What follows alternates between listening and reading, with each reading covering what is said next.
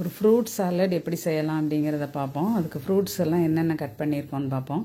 மாம்பழம், பப்பாளி பழம், ஒரு நேந்திரன் வாழைப்பழம், அது ரொம்பவும் பழுத்து கனிஞ்சு போகாததாக இருக்கணும், அதில் கொஞ்சம் கட் பண்ணியிருக்கிறேன். அப்புறம் பேரிச்சம்பழம், மாதுளம்பழம், ஆரஞ்சு, கிரேப்ஸு, இது எல்லாத்தையும் எடுத்து வச்சுருக்கிறேன்.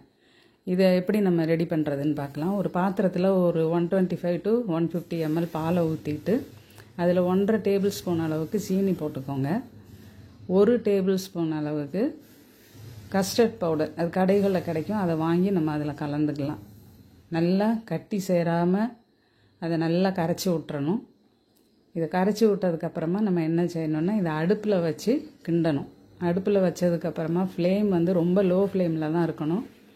கொஞ்சம் கூடிடுச்சுனாலும் இது ஒரு உடனே கெட்டியாகி இறுகிரும். அதனால் லோ ஃப்ளேமில் வச்சு அதை கிண்டிக்கிட்டே வரணும். கிண்டினீங்கன்னாக்கா ஒரு லைட்டாக திக்காகி வரும். அந்த ஸ்டேஜில் நம்ம இறக்கிடணும். இந்த அளவு தான், இதோட நம்ம இறக்கிடணும். இறக்கிட்டு முந்திரி பருப்பை ஒரு பாத்திரத்தில் நான் 2-3 பீஸாக கட் பண்ணி எடுத்து போட்டு எண்ணெயோ நெய்யோ விடாமல் சும்மா ரோஸ்ட் பண்ணி எடுக்கிறேன் நான் இந்த ஃப்ரூட் சாலட்டில் சேர்க்குறதுக்காக. இப்போ இந்த ஃப்ரூட்ஸ் எல்லாத்தையும் ஒரு பவுலில் மாற்றி நல்லா கலந்து விட்டுக்கோங்க.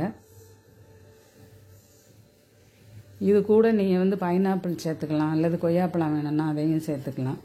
எல்லாத்தையும் கட் பண்ணி நல்லா சேர்த்துட்டு நம்ம சர்வ் பண்ணுற பவுலில் 2 பவுலில் அதை எடுத்து போட்டு அதுக்கு மேலே கொஞ்சம் இந்த ரோஸ்டட் முந்திரி பருப்பையும் சேர்த்து இதை இப்படியே சாப்பிட கொடுக்கலாம். விரும்புகிறவங்க சுகர் அதிகம் வேண்டாம் அப்படின்னு நினைக்கிறவங்க இப்படியே சாப்பிட்டுக்கலாம்.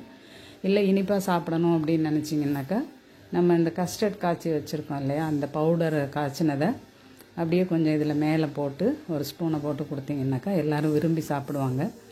மார்னிங் டிஃபன் சாப்பிடும்போது அதை கொஞ்சம் அளவை கம்மி பண்ணிவிட்டு இதை சாப்பிட்டுட்டு போனீங்கன்னா உங்களுக்கு ஸ்டமக்கு ஃபில்லிங்காகவும் இருக்கும், எல்லா ஃப்ரூட்ஸும் சாப்பிட்டா ஒரு சாட்டிஸ்ஃபேக்ஷனும் இருக்கும்.